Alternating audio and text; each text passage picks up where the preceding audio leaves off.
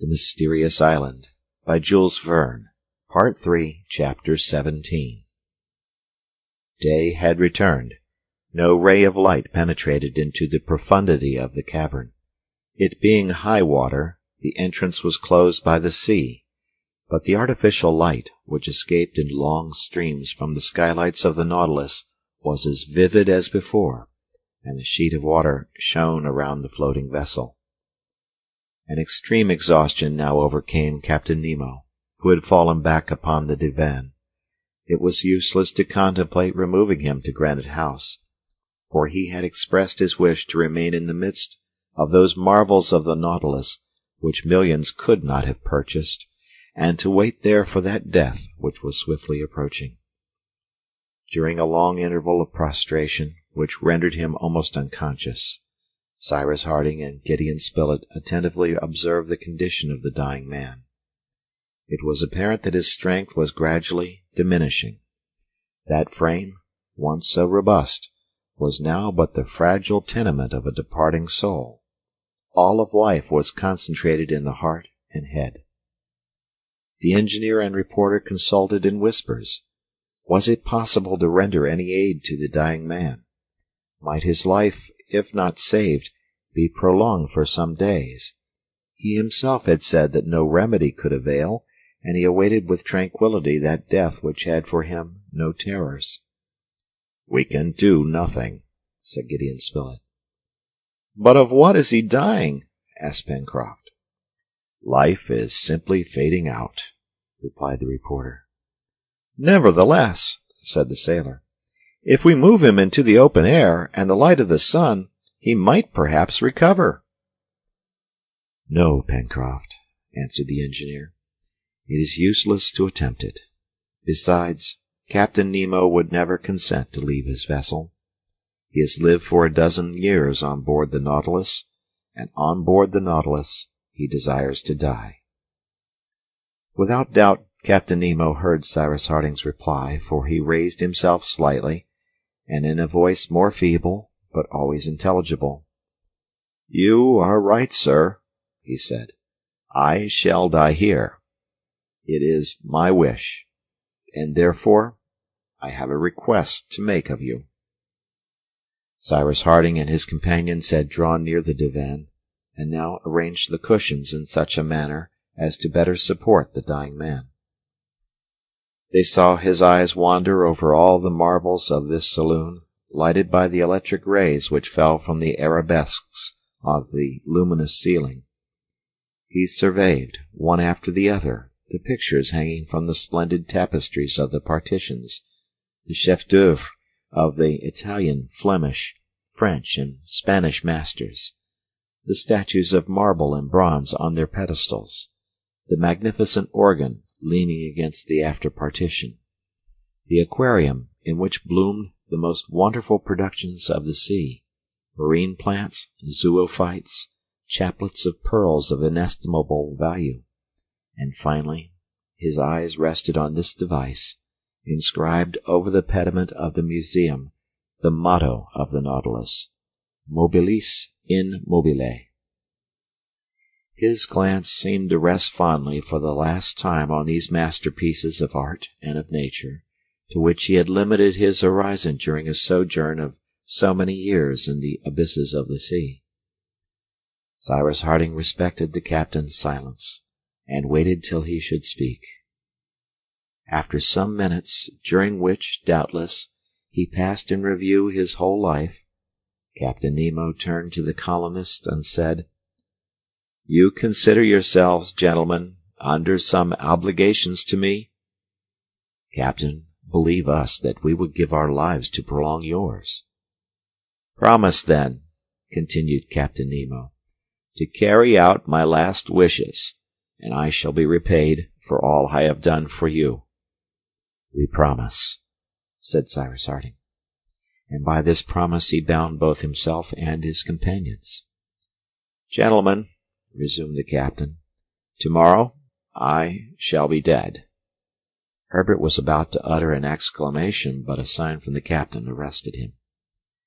"Tomorrow I shall die, and I desire no other tomb than the Nautilus," It is my grave. All my friends repose in the depths of the ocean. Their resting place shall be mine." These words were received with profound silence. "Pay attention to my wishes," he continued. "The Nautilus is imprisoned in this grotto, the entrance of which is blocked up. But although egress is impossible, the vessel may at least sink in the abyss, and there bury my remains." The colonists listened reverently to the words of the dying man. "Tomorrow, after my death, Mr. Harding," continued the captain, "yourself and companions will leave the Nautilus, for all the treasures it contains must perish with me. One token alone will remain of you of Prince Dakkar, with whose history you are now acquainted. That coffer yonder contains diamonds of the value of many millions, most of them mementos of the time when, husband and father, I thought happiness possible for me, and a collection of pearls gathered by my friends and myself in the depths of the ocean. Of this treasure, at a future day, you may make good use. In the hands of such men as yourself and your comrades, Captain Harding, money will never be a source of danger. From on high I shall still participate in your enterprises, and I fear not but that they will prosper." After a few moments' repose, necessitated by his extreme weakness, Captain Nemo continued, "Tomorrow you will take the coffer, you will leave the saloon, of which you will close the door. Then you will ascend on to the deck of the Nautilus, and you will lower the main hatch so as entirely to close the vessel." "It shall be done, Captain," answered Cyrus Harding. "Good. You will then embark in the canoe which brought you hither, but before leaving the Nautilus, go to the stern, and there open 2 large stopcocks, which you will find upon the waterline. The water will penetrate into the reservoirs, and the Nautilus will gradually sink beneath the water, to repose at the bottom of the abyss." And comprehending a gesture of Cyrus Harding, the captain added, "Fear nothing. You will but bury a corpse." Neither Cyrus Harding nor his companions ventured to offer any observation to Captain Nemo.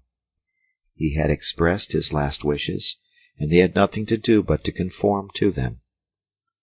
"I have your promise, gentlemen?" added Captain Nemo. "You have, Captain," replied the engineer. The captain thanked the colonists by a sign, and requested them to leave him for some hours. Gideon Spilett wished to remain near him in the event of a crisis coming on, but the dying man refused, saying, "I shall live until tomorrow, sir." All left the saloon, passed through the library and the dining room, and arrived forward in the machine room where the electrical apparatus was established, which supplied not only heat and light, but the mechanical power of the Nautilus. The Nautilus was a masterpiece containing masterpieces within itself, and the engineer was struck with astonishment. The colonists mounted the platform, which rose 7 or 8 feet above the water. There they beheld a thick glass lenticular covering, which protected a kind of large eye, from which flashed forth light. Behind this eye was apparently a cabin containing the wheels of the rudder, and in which was stationed the helmsman when he navigated the Nautilus over the bed of the ocean, which the electric rays would evidently light up to a considerable distance. Cyrus Harding and his companions remained for a time silent, for they were vividly impressed by what they had just seen and heard, and their hearts were deeply touched by the thought that he whose arm had so often aided them, the protector whom they had known but a few hours, was at the point of death. Whatever might be the judgment pronounced by posterity upon the events of this, so to speak, extra-human existence, the character of Prince Dakkar would ever remain as one of those whose memory time can never efface. "What a man!" said Pencroft. Is it possible that he can have lived at the bottom of the sea? And it seems to me that perhaps he has not found peace there any more than elsewhere." "The Nautilus," observed Ayrton, "might have enabled us to leave Lincoln Island and reach some inhabited country." "Good heavens!" exclaimed Pencroft. "I, for one, would never risk myself in such a craft. To sail on the seas, good, but under the seas, never." "I believe, Pencroft," answered the reporter, "that the navigation of a submarine vessel such as the Nautilus ought to be very easy, and that we should soon become accustomed to it. There would be no storms, no lee shore to fear. At some feet beneath the surface, the waters of the ocean are as calm as those of a lake." "That may be," replied the sailor, "but I prefer a gale of wind on board a well-found craft. A vessel is built to sail on the sea and not beneath it." "My friends," said the engineer, "it is useless, at any rate as regards the Nautilus, to discuss the question of submarine vessels. The Nautilus is not ours, and we have not the right to dispose of it. Moreover, we could in no case avail ourselves of it. Independently of the fact that it would be impossible to get it out of this cavern, whose entrance is now closed by the uprising of the basaltic rocks, Captain Nemo's wish is that it shall be buried with him. His wish is our law, and we will fulfill it." After a somewhat prolonged conversation, Cyrus Harding and his companions again descended to the interior of the Nautilus. There they took some refreshment and returned to the saloon. Captain Nemo had somewhat rallied from the prostration which had overcome him, and his eyes shone with their wonted fire. A faint smile even curled his lips. The colonists drew around him. "Gentlemen," said the captain, "you are brave and honest men. You have devoted yourself to the common weal. Often have I observed your conduct. I have esteemed you. I esteem you still. Your hand, Mr. Harding." Cyrus Harding gave his hand to the captain, who clasped it affectionately. "It is well," he murmured. He resumed, "But enough of myself. I have to speak concerning yourselves, and this Lincoln Island upon which you have taken refuge. You now desire to leave it?" "To return, Captain," answered Pencroft quickly. "To return, Pencroft?" said the captain with a smile. "I know, it is true, your love for this island. You have helped to make it what it now is, and it seems to you a paradise." "Our project, Captain," interposed Cyrus Harding, "is to annex it to the United States, and to establish for our shipping a port so fortunately situated in this part of the Pacific." "Your thoughts are with your country, gentlemen," continued the captain. "Your toils are for her prosperity and glory. You are right. One's native land, there should one live, there die, and I die far from all I loved." "You have some last wish to transmit?" said the engineer with emotion. "Some souvenir to send to those friends you have left in the mountains of India?" "No, Captain Harding, no friends remain to me. I am the last of my race, and to all whom I have known I have long been as are the dead. But to return to yourselves. Solitude, isolation are painful things, and beyond human endurance. I die of having thought it possible to live alone. You should, therefore, dare all in the attempt to leave Lincoln Island, and see once more the land of your birth. I am aware that those wretches have destroyed the vessel you have built." "We propose to construct a vessel," said Gideon Spilett, "sufficiently large to convey us to the nearest land. But if we should succeed, sooner or later we shall return to Lincoln Island.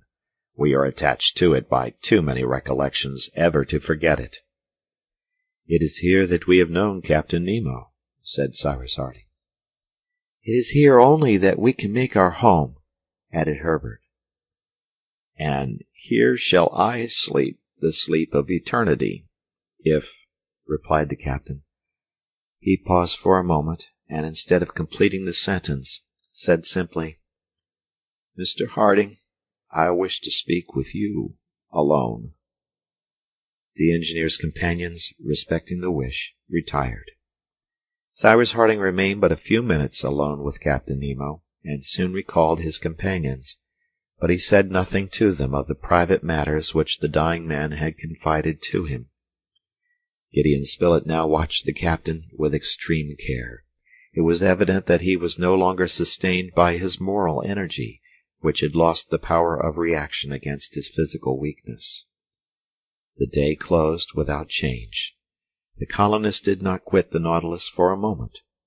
Night arrived, although it was impossible to distinguish it from day in the cavern. Captain Nemo suffered no pain, but he was visibly sinking. His noble features, paled by the approach of death, were perfectly calm. Inaudible words escaped at intervals from his lips, bearing upon various incidents of his checkered career. Life was evidently ebbing slowly, and his extremities were already cold.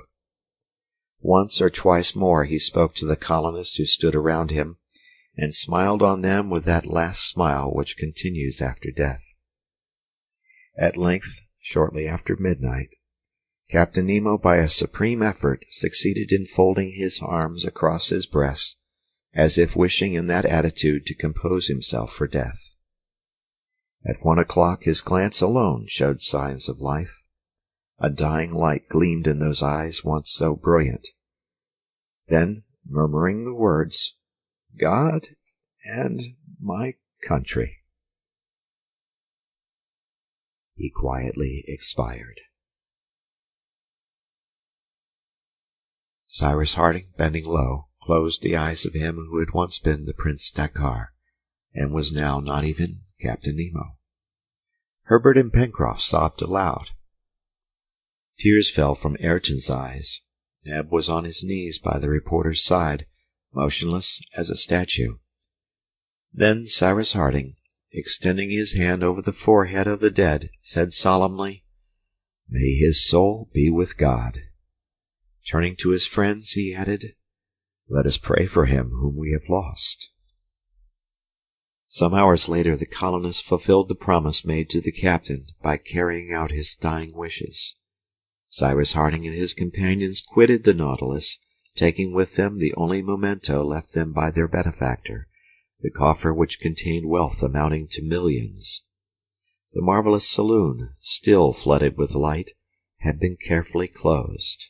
The iron door leading on deck was then securely fastened in such a manner as to prevent even a drop of water from penetrating to the interior of the Nautilus.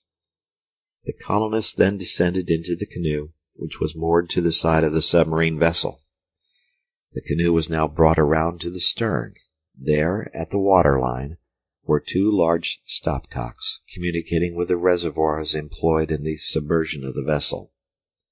The stopcocks were opened, the reservoirs filled, and the Nautilus, slowly sinking, disappeared beneath the surface of the lake. But the colonists were yet able to follow its descent through the waves. The powerful light it gave forth lighted up the translucent water, while the cavern became gradually obscure. At length this vast diffusion of electric light faded away, and soon after the Nautilus, now the tomb of Captain Nemo, reposed in its ocean bed. End of chapter.